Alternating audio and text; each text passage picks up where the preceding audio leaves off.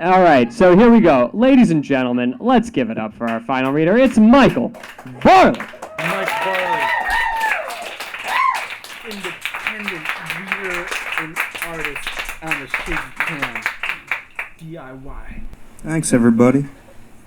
Thanks for staying. Can you just tell jokes? Get the energy somewhere. Where are we going? What are we doing? Let me confide something to you first. I quit my job. Fuck yeah. 13 years. Quit my job. Really? I got a month. There's I got a month. Actually, I quit my job. That's for you, Mario. And so, how are we doing on that? We doing well? Way to go, dude. You talking? We doing good? So I got a month left of this, and we're harkening it back.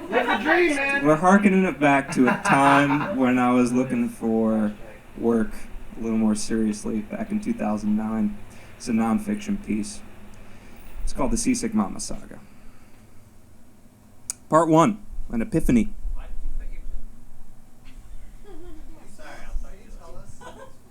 Our story starts on Craigslist, February 2009. I was searching the art section for potential jobs when I came across a posting from a clothing company called Seasick Mama. They were seeking out artists of all fields, looking to commission some for t-shirt designs. In turn, the artist would get a designer's shirt to their credit and percentage of the shirt sales. At the time, the ad seemed tailor-made for me. I had just spent the past year and a half doing all my artwork on clothing, combining mixed media and poetry with broken-down clothes to make something I called anti-slogans. I composed an email linking to samples and hoped for the best. It took a week to hear anything from Seasick, but when I did, it was encouraging. Mama said the work was beautiful, appealing, and had a lot of potential in it. She even posted my work on her blog along with other artists, asking people to vote on who they liked best. The situation couldn't have been better for me. I sent an email out to my mailing list, directing them to the site and asking them to vote for my work. Problem was, the voting program uploaded by Seasick was busted. I got 30 emails back informing me as much before I replied, reassuring the troops that the voting would be fixed soon. I emailed Seasick about the problem, but never got a reply. The voting was never fixed, and 2 weeks later I got a rejection email. Hey there. I just wanted to personally thank you for your Seasick Mama artist submissions. Your work was beautiful in many ways, but unfortunately we are unable to further consider you for the position here at Seasick Mama. Please don't get discouraged or disappointed. I wanted to offer you another amazing opportunity through Seasick Mama. It is the Seasick Mama Artist Grants we distribute multiple times every year. The application is available online. To apply, you just download and resubmit the application with some of your finest images, sounds, and videos. It's fast and easy, and all grant winner receive $500 cash and a limited edition t-shirt collection sold online. All proceeds go directly to the artist. I wish you the best of luck. There is a link at the bottom that will take you directly to the application. Thanks, Seasick Mama, the Seasick Mama Artist Grant. Needless to say, I was a little disappointed. It wasn't the rejection that bothered me so much as getting my supporters mobilized just to have their efforts frustrated. But what stuck out to me about the rejection was a proofreading error. The missing S from all grant winner. Now, I've been on the internet as long as you have, maybe longer. And I understand correcting internet grammar is a futile effort, seen as a hostile action rather than a helpful one. But I figured two things. One, it's meant to be a professional letter, not a forum post, so she might like to know. And two, I'm not interested in the grant competition, so what's the worst that could happen? The whole concept seemed off anyway, giving a one-person company $10 in the hopes of winning $500. Looking back over the blog post, it seems the submission deadline came and went, and no winner was ever announced. I sent the following reply to Seasick. Someone may have told you this already, but you forgot the S in grant winner. Just thought you might like to know. Best of luck with submissions. 4 minutes later, I got this back. Maybe IEYE can pay you to TOOBBEE, my editor ER instead STED. Apparently I'd hit a nerve. When I sent the email, I wasn't anticipating any reply from Mama, much less phonetic insults. I figured she'd either take the proofreading and change it accordingly, or think me a dick and leave it at that. The next day, I got an email from her titled, "I thought this might interest you." The email was a press release about the benefits of the artist grant, including the $500 prize, the designer t-shirt, the Seasick Mama art zine, and a 2-page spread in W25 magazine. As far as I can tell, none of this came to pass, but at the time the meaning was clear. Look at all the good things you could have if you had just stayed on my good side. It was easy for me to observe my emotions. I was angry. I was angry, and there was no sidestepping it because I had already swallowed the bait. My reaction was a base one, to get even, to somehow inflict the anger I was feeling on Seasick. Fortunately for me, the situation provided no easy opportunities.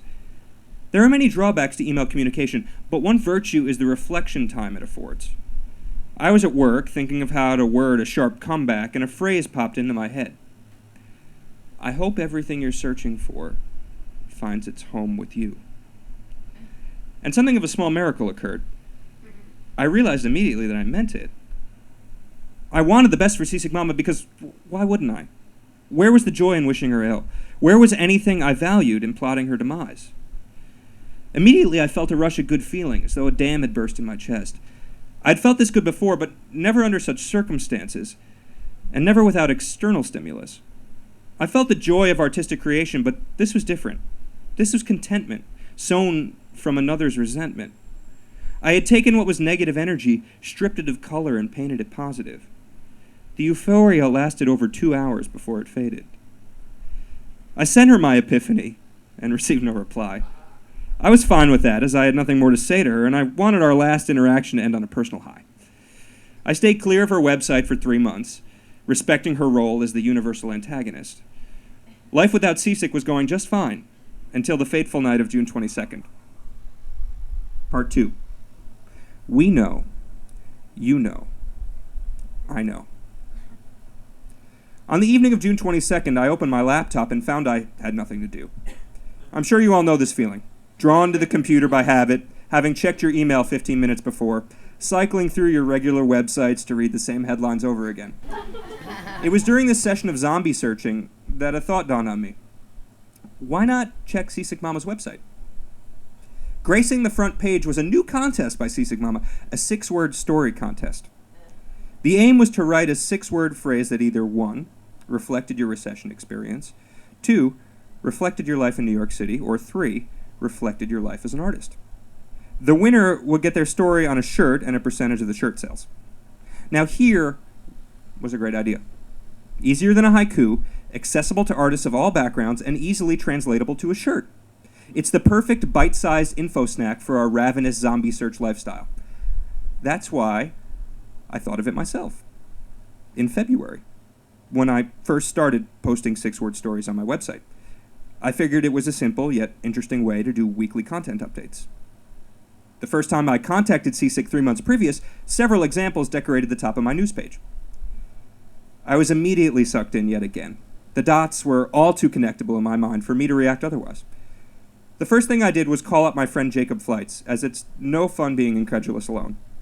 From this phone conversation, a primordial brine of indignance, enthusiasm, and schoolyard revenge, a phrase came from Jacob, as effortless as breathing, binding our fates to that of Seasick Mama. We know, you know, I know. It's not just a phrase, it's an incantation. It's voodoo. It's adamant and sentient. It's sexy because it's plain, with kaleidoscope perspectives and implied accusations, a knowing heartbeat, an honest answer, a celebrant's refrain. It was too good not to send. I knew this might mean a declaration of war, but the crime seemed too blatant, and the wording so right. When the universe gives you a message like this, what choice do you have but to see where it goes? So I sent it. 2 days later, a reply. Mike, I really like your 6-word story. I posted it on the website. I also noticed you did a similar thing. Great minds think alike. Sincerely, Seasick. It was masterful flanking, and I felt like a fool. How was I to claim she took my idea now without resorting to pettiness? I realized then, as with our last encounter, that I had never held the upper hand in the first place. All I had was a 6-word sermon, cryptic and useless as proof. The idea wasn't even mine to begin with. It was Ernest Hemingway's, and it probably existed before that too. Seasick's contest wasn't preventing me from doing my own 6-word stories. The project had 2 different aims. And besides, she seemed to like the idea. And I was closer to getting a shirt made than I ever was 3 months earlier. She was either playing ignorant, didn't get my jab, or genuinely didn't steal it. In all cases, she was making way more out of the idea than I ever did, and it looked like I might benefit. I wrote this reply. Seasick. Thanks. It's funny where the mind gets its materials. Me, I got the idea from an NPR story, where they were asking listeners to call up with 6-word stories on the economy. I didn't call up, but my thought was, tighten your belt, boil the slack. Regards, Varley. After that, things went really well for several weeks. Seasick put the "We know, you know, I know" in big, bold Helvetica at the top of her contest page with my name underneath. Below that were 40 or so other submissions from various artists, some of them quite good. There was no confirmation that I was a winner, but you gotta feel good about your chances when your words are in big font. The first sign of trouble can be traced to July 8th, though I didn't care a bit when it occurred.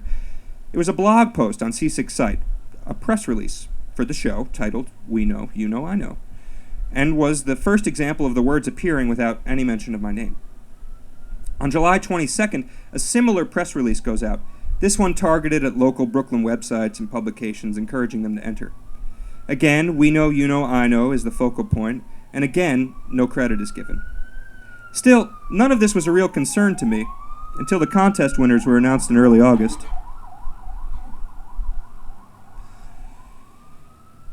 Contest winners, early August. Article Magazine, On a Wing and a Dare. Chief Magazine, Sex sells, booze sells, nothing else. The world's best ever. I'll become the world's best blank ever. Impose Magazine, smoke weed every motherfucking day. Design for Mankind, I can't pay my phone bill. Peru Anna, Anna Peru. For free stickers, go to Lebanon.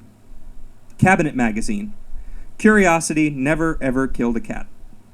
Ins and Outs Magazine, don't cash that check till Thursday.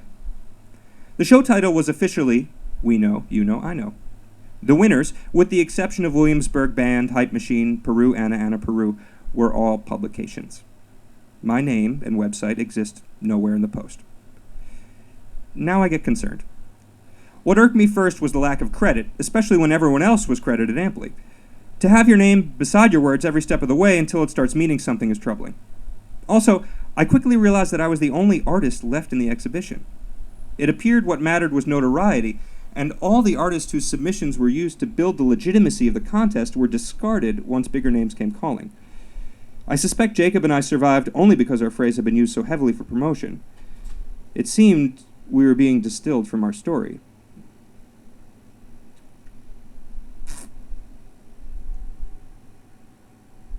I was still far from panic mode, though.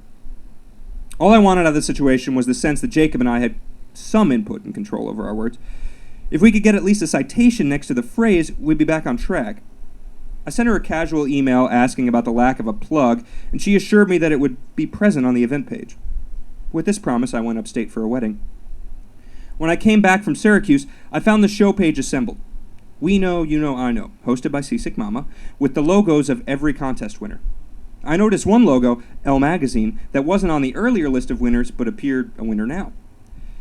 I also noticed that my name or logo appeared nowhere on the page. I spent a couple days considering what to do.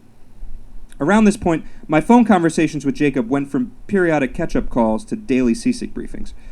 We had long ago learned our lesson from the We Know, You Know, I Know prank being turned on its ear, and we're now concerned not with getting even, but with getting justice, and doing so in a way that encouraged Seasick to be the agent of this justice. If there's one thing that the saga has made me think long and hard about, it's justice. More than violence, more than sex, our culture is steeped in justice. It's the heartbeat of our movies. It's the answer to every tragedy.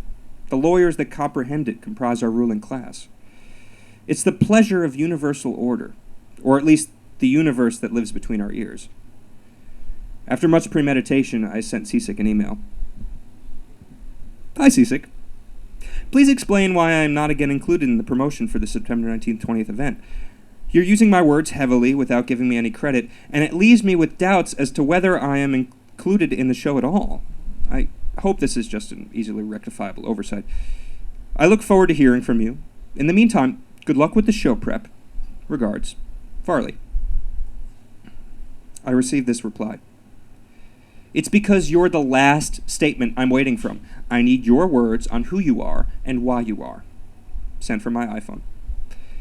It was after this email that I reached my sorry conclusion. It was clear that I had not won a contest. I knew this from experience as a past contest winner. When I was 11, I won a Babe Ruth trivia contest on the occasion of Babe Ruth's 100th birthday and my 11th birthday. It was sponsored by Babe Ruth Little League Baseball, and they gave me an all-expense-paid trip to that year's World Series. I was flown to Abbeville, Louisiana, home of the world's largest omelet skillet. I threw out the first pitch of the opening game and posed with the Babe Ruth impersonator.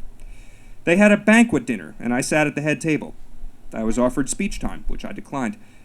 I was given a VIP tour of the local alligator farm. They drove me around in a top-down convertible to wave at the head of a closing parade. I am making none of this up. So it was clear from past experience that I had not won a contest, because contest implies accommodation.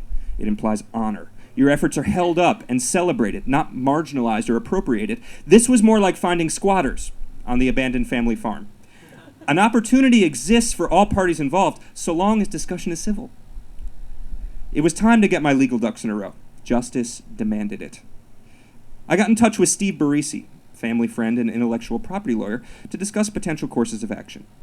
While I wasn't prepared yet to threaten Seasick Mama with legal action, I wanted to know what I was talking about if it came to claims of ownership. During the time I was busy getting in touch with Steve, there were several days of radio silence between myself and Seasick. I was preparing my reply to her when I received this email. Dude, send me a bio description of yourself so I can put up a link for you. Attached, me wearing you. Attached was a quite seductive photo of Seasick in a We Know, You Know, I Know t-shirt. In theory, I could have sent her the website description and acted as though nothing had happened. After all, what had I ever wanted besides the t-shirt and some credit? But by this point, it was too late for me. Even this email, the tamest in the set, seemed now an affront. The casual dude seemed condescending, and the t-shirt was in production without any sort of contract. Jacob and I agreed. The t-shirt alone wouldn't satisfy. What mattered now was balance. We wanted magnanimous justice. This was the reply I crafted. Dear Seasick, here's the site description. Art, writing, and politics. All the news that's fit to spit. Now we need to work out the contract for this phrase. The usage of we know, you know, I know has gone beyond what the initial contest rules stated.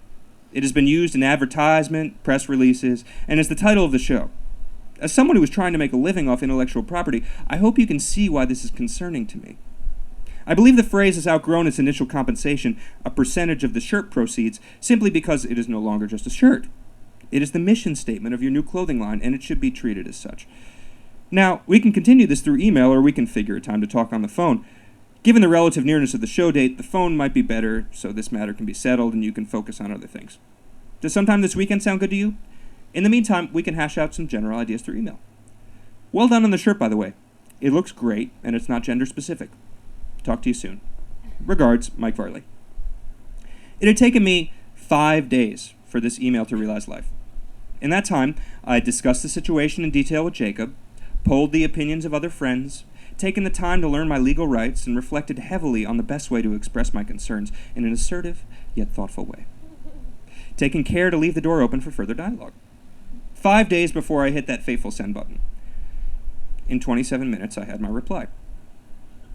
Mike, the contracts are being dispersed shortly, but in a nutshell, your compensation is having your creativity be exposed.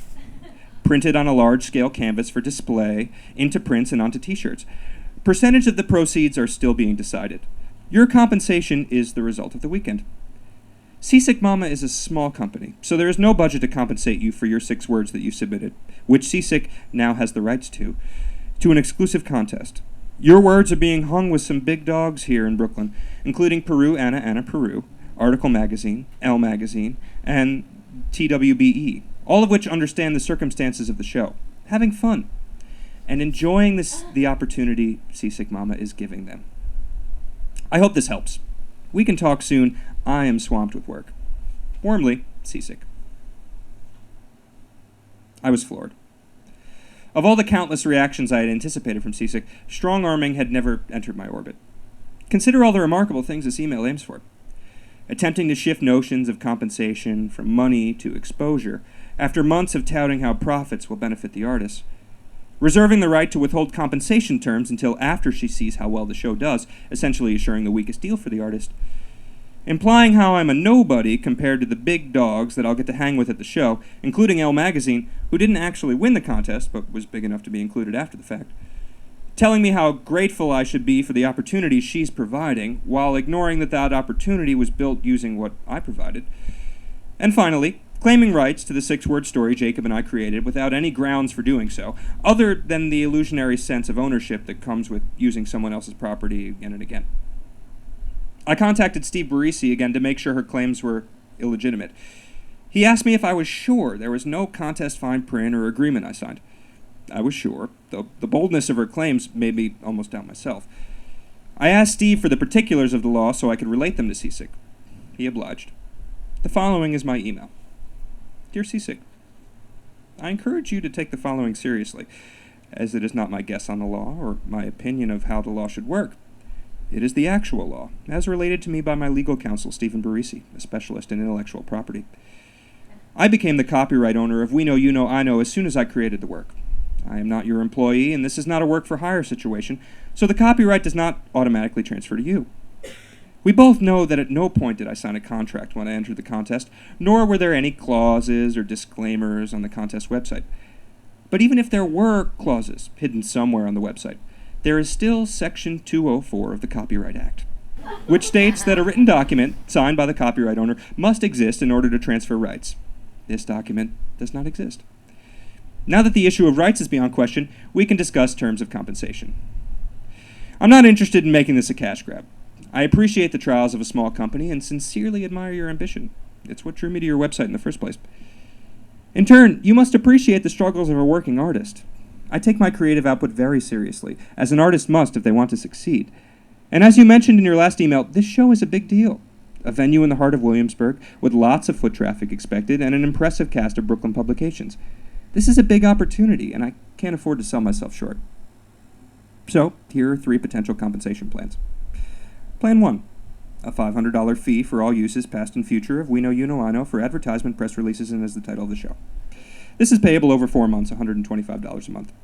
5% of the total profits from the September 19th, 20th We Know, You Know, I Know show. 15% of the profits from all We Know, You Know, I Know sales. This includes the weekend of the show, any internet sales, and any in-person transactions. Any expansion of the We Know, You Know, I Know line will fall under the same 15% guideline. Plan 2 balances the compensation at 10% evenly from the show sales and We Know, You Know, I Know profits, while Plan 3 reduces the upfront fee to $375 and increases the shirt profits to 20%. In all scenarios, I retain copyright ownership. Also, proper credit for the work must be attributed to the show, on the present We Know, You Know, I Know website, and on subsequent web pages where We Know, You Know, I Know is sold. Credit in all instances entails nothing more than a name and a website address. Transparency is also important. Along with the royalty checks, I'd like to see documentation supporting the profit figures you come up with in order to ensure accurate compensation. Consider the options and figure out which plan is most affordable to you. I'm open to consider any input you might have. As I said in the last email, we can discuss this over the phone if you like. If you choose not to accept these compensation plans, or if we cannot find a mutually agreeable arrangement, I will be forced to ask you to cease and desist in all uses of We Know, You Know, I Know. The shirt, advertisement, press releases, and show title. Failure to do so will incur severe penalties. Again, I state, please take this seriously. I do not wish to pursue legal action further than having a contract written up, but I will do what I must to uphold the integrity of my creations. I pursue this not with a vengeful heart, but with an inescapable sense of justice. I await your reply. Regards, Mike Varley. That sense of satisfaction you feel as justice being served. How else can you explain the thrill in the phrase Section 204 of the Copyright Act? It holds the same power as the golden rectangle in art or the perfect 3-minute pop song. It's unconscious mathematics at work in your brain, reveling in the pleasure we humans take in balance. And as for the terms, a few $100s fee spread out over months and a cut of the shirt sales. The shirt percentage was already a given, so that seemed fair, and the fee was no more than what she offered as an artist grant several months prior. It was very generous, and let's be clear, part of what made me enjoy my justice was a sense of magnanimity. As I said in the email, I pursue this not with a vengeful heart, but with an inescapable sense of justice. I wanted her to understand that this was an act of charity. There was no immediate email reply. I went to the store to get some groceries, and when I came back, I found 4 missed phone calls from Jacob. In the span of 40 minutes, every trace of We Know, You Know, I Know was wiped clean from all of Seasick Mama's websites. Her website, her Twitter, her Facebook, everything. In its place was a new phrase, sent from the ironic end of the universe, surely as Jacob's initial 6-word odyssey. In bold black and white, filling up my web browser, daring me to question my eyes. Don't become the things you hate. Shortly thereafter, I received Seasick's email reply. It was economical, a 3-word story, if you will. Not very original, but full of feeling. Go fuck yourself. Right then, at that moment, I couldn't have been any more on top of the world. What I had lost in t-shirt profit cuts and advertisement fees, I had gained in gory justice and seasick profanities. I felt principled. I felt strong. I had treated our emails like chess moves, and she had thrown the board on its side. I received one more email from Seasick several days later. It was a link to a British art exhibition from September 2008. The event was titled, You Know, I Know, He Knows, We Know. The message underneath said, feeling happy now? There was one friend who advised me not to send a reply. I ignored him. In my shining armor righteousness, I felt I could help her understand exactly what went wrong, teach her how to avoid such disasters in the future. This was my final email to Seasick. Dear Seasick, starting with your link, You Know, I Know, He Knows, We Know. Basically what you're implying is that this group has trademarked repetition of the word no. Remove that, and we have 2 phrases whose meanings are different, appearances are different, and purposes are different. Art exhibit title versus t-shirt design. It'd be no different to say Miranda July has a case against me for me and you and everyone we know. But the more important part, feeling happy now. I'm not happy at the way this went, and I'm not happy watching you struggle with this. If my aim were to make you suffer, I would have waited until 3 days before the show to make my concerns known. My aim was collaboration. Yours was control. When it was clear your intentions could not be shifted, I was forced to show you that your control came solely from my consent. For reasons I will not venture to guess, this arrangement was unacceptable to you. The problem, of course, is that your company's whole mission statement is collaboration. Power to the artists and whatnot. I hope you can see from your interactions with me that you haven't yet mastered this goal. You need to do one of 2 things. Be mindful of involving artists more in the process, or take the appropriate legal steps to have collaboration on your terms. I could give you advice on the first suggestion, but given previous reactions, I imagine you'd rather stab me than listen to my thoughts. You should know that I'm seriously considering making We Know, You Know, I Know a shirt, as I've always thought it a good phrase. You should also know that, as a writer, I intend to craft these experiences into an essay. It'd be really great if we could find a happy ending instead of the ending I'm forced to conclude with now.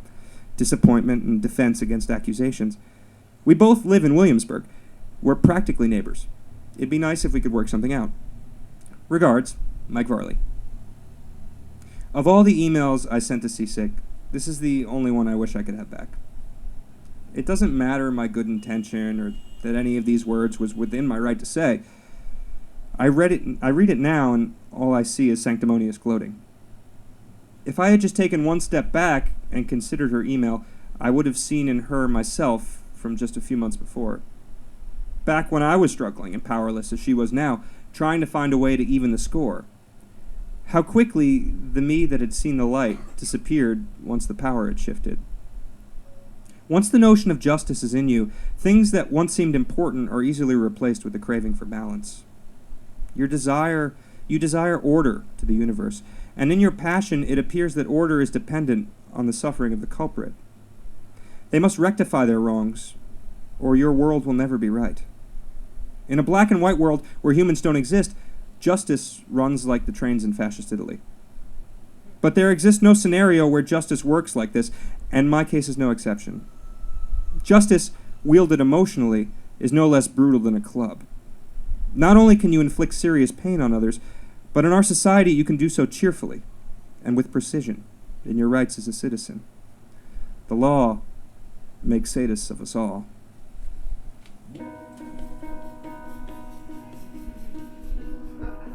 "4 years later, I'm still here and she's still here. And in all our respective aggressive New York socializing, we've never run into each other. In those intervening years, I've come to realize even more clearly that Seasick Mama is less a human to me and more a lesson in human justice. And honestly, that's no way to judge a human. Recently, a friend sent me an email. Seasick had switched to music.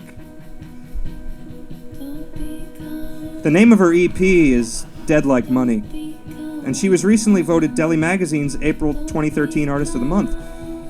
In fact, I encouraged everyone I know to vote for it on Facebook, and we pulled out a hard-fought victory. I'd recommend the album, especially its single, Quit Your Job. It has a very epic feel to it, as though the universe were speaking to me, reminding me of the power every action can have.